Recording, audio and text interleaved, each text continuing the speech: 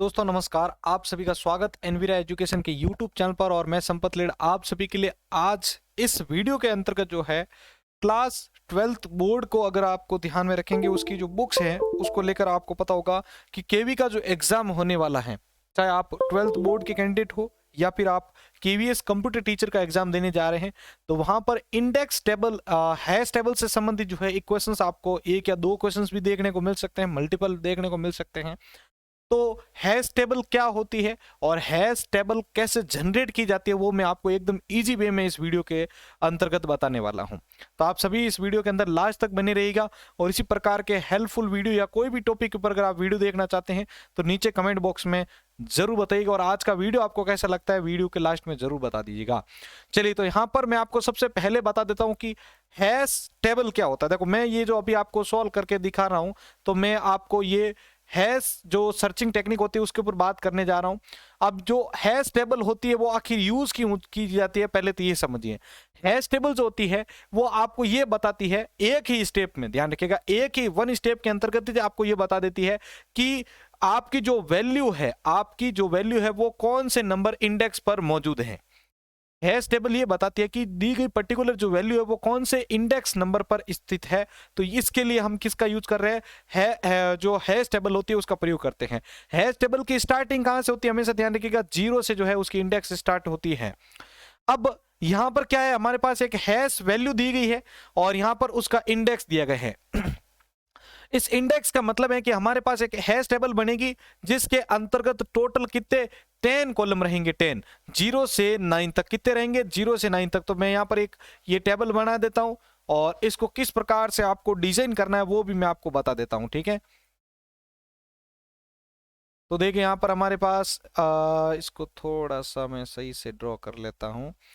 तो देखिए हमारे पास ये है एक टेबल जिसमें इंडेक्स नंबर है। तो हम 10 जो कॉलम में ड्रॉ कर लेते हैं, 1 2 3 4, उसके बाद देखिए 5, इस प्रकार से 10 तक कर देते हैं हम। 7 8 9 और ये हो गया 10। यानी यहां से मैं इसको फिल भी कर लेता हूं, ठीक है, आपको समझाने के लिए। 0 1 2, उसके बाद यहाँ पर हो गया आपके पास 3, ये 4, ये 5, ये 6, ये 7 हो गया आपके पास, और यहाँ पर एक 8 और ये 9। 0 से 9 टोटल कितने हो गए भाई, 10 हो गए। अब क्वेश्चन यहां पर हमारे पास इस प्रकार से दे रखा है कि हमें एक 10 इंडेक्स की टेबल है जिसमें इन वैल्यूज को यहां पर सेटल करना है हैश टेबल जनरेट करके।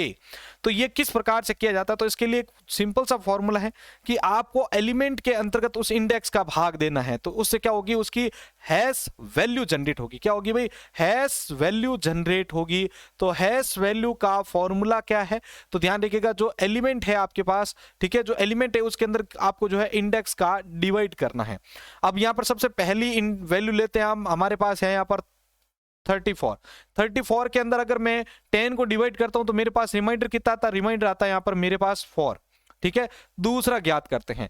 दूसरा हमारे पास यहां पर है 16, जिसके अंतर्गत हम 10 का यहां पर भाग देंगे तो उसके मॉड्यूल के अंदर हमारे पास जो संख्या आएगी वो कितनी आ जाएगी भाई, 6 आ जाएगी, ठीक है। तो ऐसे करके हमें सभी को यहां पर ज्ञात कर लेना है। तीसरा वाला अपने पास में कितना है, तो तीसरा वाला हमारे पास में, देखिए मैं इनको एक एक करके पहले लिख लेता हूं। हमारे पास तीसरी संख्या है यहाँ पर 2, जिसको डिवाइड करना है 10 से। तो यहाँ पर हमारे पास ये 2 बच गया। अगर मैं चौथी की बात करता हूं तो चौथा हमारे पास है 93, ठीक है। और फिफ्थ की अगर बात करूं तो हमारे पास फिफ्थ है यहाँ पर 80, ठीक है। और यहाँ पर उसके बाद अपने पास छठी जो वैल्यू है वो है आपके पास 77, ठीक है। इसको थोड़ा सा मैं इस ऐसे कर लेता हूँ।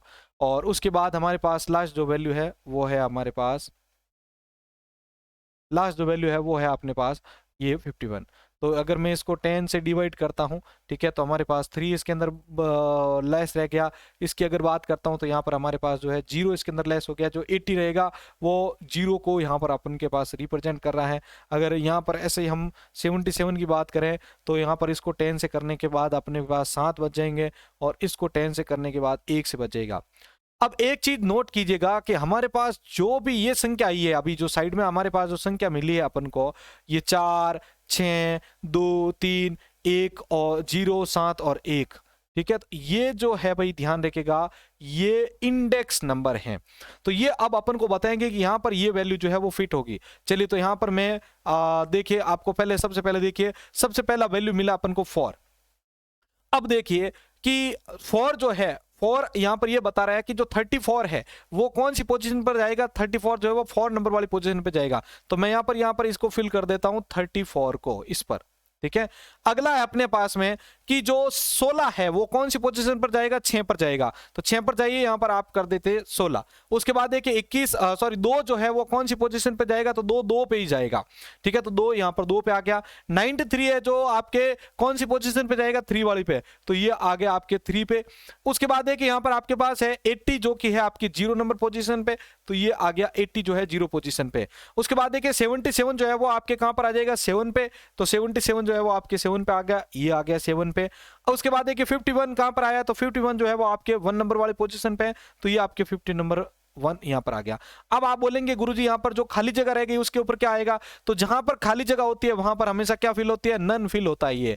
तो हमारी हैश टेबल इस प्रकार से जनरेट हुई है, 80, 51, 2, 93, 34 नन, 60 और उसके बाद 16, उसके बाद 77 नन और नन। ये इस प्रकार से हैश टेबल जनरेट की जाती है। अब उसके बाद में आपको अगर पूछ ले जाए यहां पर आगे ही कि इसके अंतर्गत यहां पर बताइए आप 77 की पोजीशन क्या होगी हैश टेबल के हिसाब से, तो ऐसा मत बता दीजिएगा 0 1 2 3 4 और ये 5, मतलब 5 ऐसे नहीं होगा। पहले हैश टेबल बनेगी, हैश टेबल के बाद में इसकी पोजीशन आएगी। तो 77 कितने नंबर पे है, 7 नंबर पोजीशन पे है, तो इसका आंसर ये आएगा। चलिए एक और कॉन्सेप्ट बहुत शानदार है इसके अंतर्गत। अगर मान लीजिए कोई ऐसी संख्या आ गई जिसके अंतर्गत भाग देने के बाद उसका जो रिमाइंडर है वो सेम आ रहा है, जैसे मैं एक और संख्या यहां पर क्रिएट कर देता हूं, जैसे 8th नंबर वाली संख्या है, कोई भी एक संख्या ले लेते हैं हम, जैसे यहां पर जैसे मान लीजिए 41 थी अपने पास में। इस 41 के अंदर अगर आप देखेंगे तो अगर मैं इसको 10 से डिवाइड करता हूं तो कितना बचेगा, 1। अब देखो यहां पर एक पेचीदा कंडीशन हो गई हमारे पास में कि 51 जो है वो भी 1 पे आ रही है, 41 जो है वो भी 1 पे आ रही है। तो अब आप बोलो कि सर इन दोनों में से कौन सी कंडीशन यहां पर, मतलब दोनों में से कौन सी वैल्यू यहां पर फिल होगी, तो हमेशा ध्यान रखिएगा कि ये बॉटम से उस वैल्यू को पढ़ना शुरू करता है, ठीक है। तो यहां पर ये इफेक्टिव होती है, तो ध्यान रखिएगा। तो यहां पर अब यहां पर जो है बॉटम से पहले कौन सी वैल्यू आ रही है, जैसे मान लो ये 51 अगर कहीं बीच में यहां पड़ी होती तो नीचे से स्टार्ट कीजिए उस वैल्यू को पढ़ना। तो नीचे से पढ़ते हुए अगर आप स्टार्ट करेंगे तो आपको पहली वैल्यू 41 मिलेगी। तो यहां पर आपके 51 ना आकर क्या आएगा, यहां पर 41 आएगा, याद रखिएगा।